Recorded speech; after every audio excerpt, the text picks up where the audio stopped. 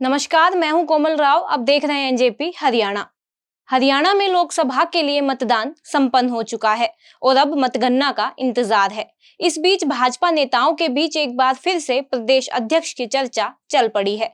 पिछले वर्ष ओम प्रकाश धनखड़ को हटाकर उनकी जगह नायब सैनी को अध्यक्ष बनाया गया था, लेकिन एक नाटकीय घटनाक्रम में जब मनोहर लाल को हटाकर नायब सैनी को ही मुख्यमंत्री की कुर्सी सौंप दी गई थी, तब नए अध्यक्ष की चर्चा भी शुरू हो गई थी। लेकिन लोकसभा चुनाव सिर पर होने के कारण यह नियुक्ति टाल दी गई थी। अब लोकसभा चुनाव संपन्न हो चुके हैं। फिलहाल नायब सैनी मुख्यमंत्री के साथ प्रदेश अध्यक्ष का दायित्व भी संभाल रहे हैं, लेकिन भाजपा में एक व्यक्ति एक पद के सिद्धांत के तहत उन्हें जल्दी ही अध्यक्ष पद छोड़ना होगा।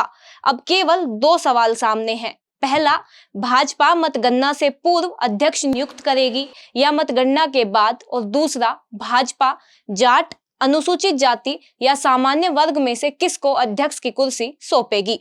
हमारा मानना है कि भाजपा मतगणना के पहले लोकसभा चुनाव में हुए नुकसान की समीक्षा करेगी और उसके बाद उस जाति को साधने के लिए अध्यक्ष पद सौंपेगी जिस जाति में कांग्रेस सर्वाधिक सेंध लगाने में कामयाब रही हो। भाजपा चाहे तो कल ही अध्यक्ष पद पर नियुक्ति कर सकती है, लेकिन संभावना यही है कि मतगणना के बाद भाजपा का राष्ट्रीय नेतृत्व गहन मंथन के बाद हरियाणा की बागडोर किसी मजबूत नेता के हाथ में सौंपेगा। हमारा यह मानना है कि संतुलन साधने के लिए भाजपा किसी जाट नेता को आगे कर सकती है। हालांकि कुछ लोग यह भी कह रहे हैं कि पार्टी सबको चौंकाते हुए यादव मतदाताओं को साधने के लिए कोई बड़ा यादव चेहरा भी आगे कर सकती है, लेकिन हमें इसकी संभावना इसलिए कम लग रही है क्योंकि पहले से ही ओबीसी बी वर्ग से नायब सैनी सीएम की कुर्सी पर विराजमान है। अगर जाट नेताओं की बात करें तो भाजपा के पास लंबी सूची है। पूर्व में सुभाष बराला का नाम अवश्य चला था, लेकिन राज्यसभा में जाने के बाद हमें नहीं लगता उनकी ताजपोशी होगी। अब ओम प्रकाश धनखड़ की बात करते हैं। निश्चित रूप से उनके कार्यकाल में पार्टी का जमीनी स्तर पर विस्तार हुआ और उनकी पन्ना प्रमुख तक गठित टीम भाजपा विरोधियों को टक्कर देने में सक्षम थी। लेकिन धनखड़ का नंबर इसलिए नहीं आएगा क्योंकि उन्हें पिछले वर्ष ही बदला गया है। कैबिनेट मंत्री जेपी दलाल व महिपाल डांडा का नाम अब इस दौड़ में लिया जा सकता है, लेकिन हमें नहीं लगता कि मंत्री पद से हटाकर इनमें से अध्यक्ष बनाया जाएगा। अब पूर्व वित्त मंत्री कैप्टन अभिमन्यु की बात करते हैं। उनके नाम की संभावना से इनकार नहीं किया जा सकता। जाट समुदाय में पार्टी के पास कुछ अन्य चेहरे भी हैं। अगर पार्टी ने यादव समुदाय से ही किसी को प्रदेश अध्यक्ष बनाने की सोची तो फिर राव इंद्रजीत सिंह का नाम आगे किया जा सकता है, लेकिन केंद्र में भाजपा की सरकार बनने और खुद चुनाव जीतने की स्थिति में राव इंद्रजीत केंद्र की राजनीति को ही प्राथमिकता देना चाहेंगे।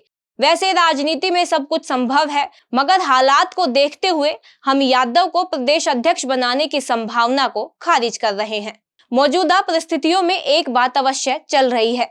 चर्चा यह है कि अगर पंजाबी समुदाय कांग्रेस की ओर जाता नजर आया तो फिर विधानसभा चुनाव से पूर्व भाजपा किसी वरिष्ठ पंजाबी नेता को आगे कर सकती है। इससे ओबीसी मुख्यमंत्री के साथ स्वर्ण वर्ग का अध्यक्ष बन सकता है। किसी ब्राह्मण, वैश्य या राजपूत चेहरे को भी भाजपा आगे कर सकती है। हमारा मानना है कि पार्टी पहली प्राथमिकता किसी जाट नेता को ही देगी, लेकिन विधानसभा चुनाव में गैर जाट कार्ड की राह पर पार्टी आगे बढ़ी तो फिर स्वर्ण जाति का कोई नेता ही भाजपा का अध्यक्ष बनेगा। एक चर्चा अनुसूचित जाति वर्ग से डॉक्टर बनवारी लाल या किसी अन्य नेता को अध्यक्ष बनाने की भी चली थी। अनुसूचित जाति का कोई अन्य नेता भी आगे किया जा सकता है। हम इस संभावना को खारिज नहीं कर रहे हैं, लेकिन अपनी राय हम स्पष्ट तौर पर अवगत करवा चुके हैं, या तो जाट या फिर स्वर्ण। आज के लिए बस इतना ही। अगर आपको हमारा यह विश्लेषण अच्छा लगा हो तो हमें कमेंट कर जरूर बताएं। धन्यवाद।